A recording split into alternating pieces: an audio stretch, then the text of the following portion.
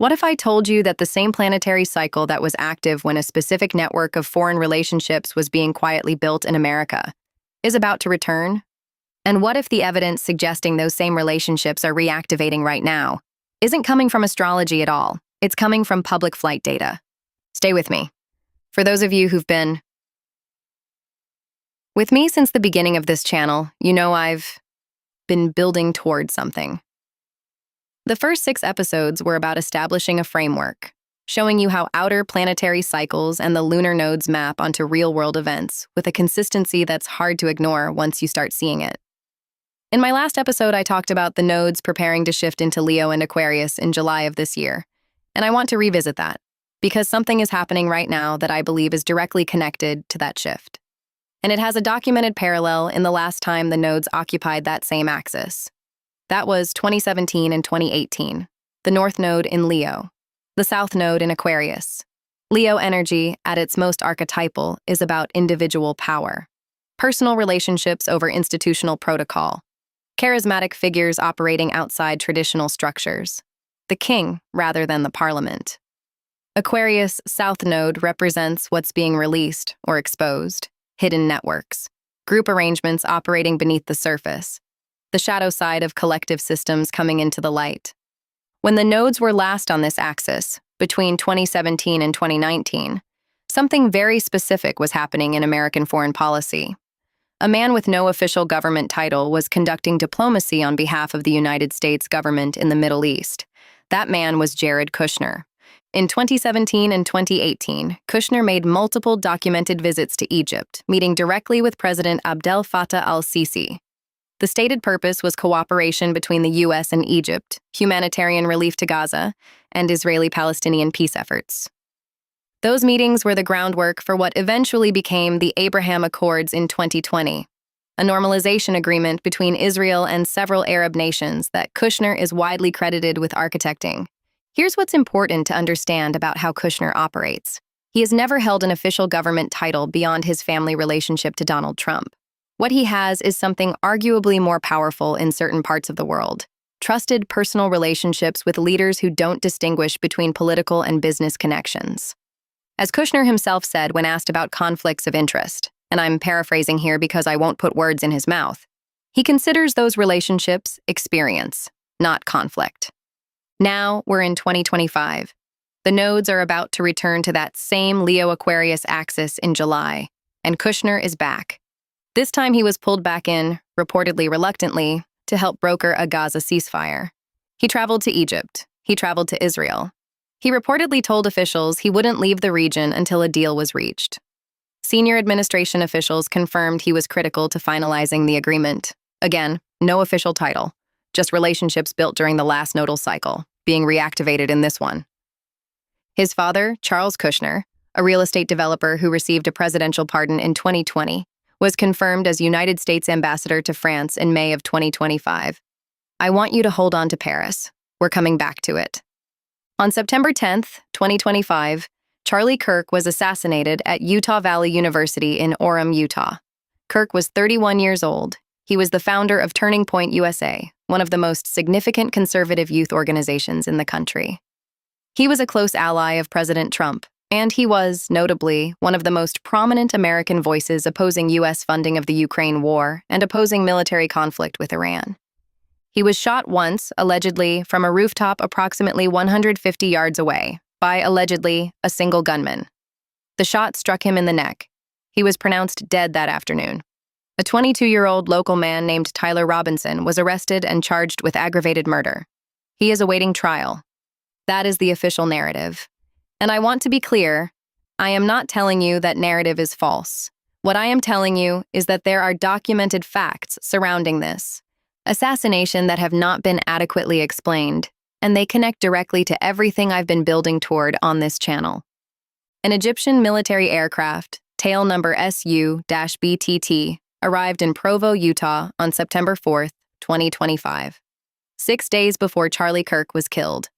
It departed Provo on September 10th, 2025. The same day Charlie Kirk was killed, its destination was Wilmington, Delaware. I want to be precise here, because precision matters. I am not telling you this aircraft was involved in Kirk's assassination. What I am telling you is that this is a documented fact that has not been explained. A foreign military aircraft was present in the same metropolitan area as the assassination for the 6 days preceding it, and departed on the day it occurred. Since the assassination, that same aircraft has continued making documented circuits that follow a consistent pattern. Cairo to Paris, Paris to American interior cities, then to Wilmington, Delaware, then back to Al Mazah Air Base in Cairo, which is an Egyptian Air Force installation. These aren't civilian airports. These aren't random stops. The pattern is consistent across multiple trips. Paris appears on every circuit. Remember I told you to hold on to Paris? Charles Kushner, Jared Kushner's father, the man Trump appointed as ambassador to France, took up his post in Paris in 2025. The same year these flight patterns became visible. The same year his son was conducting informal Middle East diplomacy touching Egypt directly. I am not drawing a conclusion here. I am showing you a pattern and asking you to hold it. Now here's where it gets broader than one assassination. Charlie Kirk was vocal about 2 specific foreign policy positions that made him enemies in powerful places. He opposed American funding of the Ukraine war, and he opposed military conflict with Iran. In 2023, Ukraine's Center for Countering Disinformation officially labeled Kirk as spreading Russian propaganda. In 2024, a Ukrainian media outlet placed him on a blacklist of Americans opposing Ukraine funding. A spokesperson for the Ukrainian Territorial Defense, a U.S.-born woman named Sarah Ashton Cirillo, made a documented public statement vowing to hunt down those she called Kremlin propagandists, saying a strike against someone favored by Putin was imminent. Charlie Kirk saw that statement. He named himself publicly as a potential target. He asked on his show, "Are they going to come after me?" He was subsequently killed. Ukraine celebrated his assassination. Russia condemned it. I'll let you sit with that inversion for a moment. So what connects Ukraine and Iran as threats that Kirk represented? That's the question I've been sitting with, and I don't have a clean answer. What I have is an observation. The same institutional framework, bipartisan, meaning it crosses party lines, meaning it has no natural political enemy, that drives American involvement in Ukraine also drives the hawkish posture toward Iran. These aren't separate foreign policy positions held by separate people. They're part of the same worldview, held by the same institutions, funded by the same interests.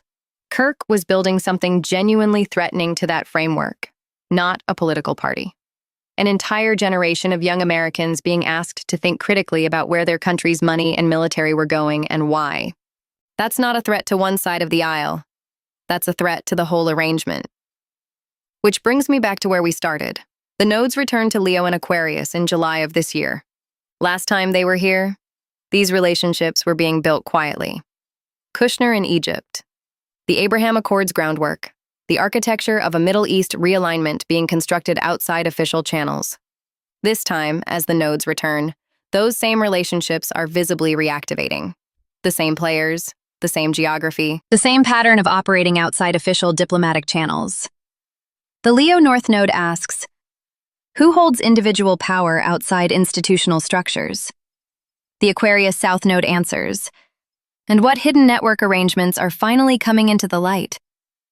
I don't think it's a coincidence that the most significant political assassination in recent American history happened as this nodal return approached. I don't think it's a coincidence that the flight patterns became visible now. And I don't think it's a coincidence that the same family sits at the intersection of Paris, Egypt, and American foreign policy at this specific moment. The nodes don't cause events, but they do describe the archetypal energy within which events unfold. And right now, that energy is about exactly this: individual power operating outside institutions and hidden networks becoming visible. We are watching it happen in real time. As always, I'm not asking you to take any of this on faith. Every documented fact I've presented today is publicly verifiable. The flight data is public. The Kushner appointments are public record. The Ukrainian blacklist is documented. The threat against Kirk is on tape. I'm asking you to look at what's in front of us and ask the questions that the people who benefit from your silence would prefer you didn't ask. The nodes are shifting in July. I'll be watching, and so will you.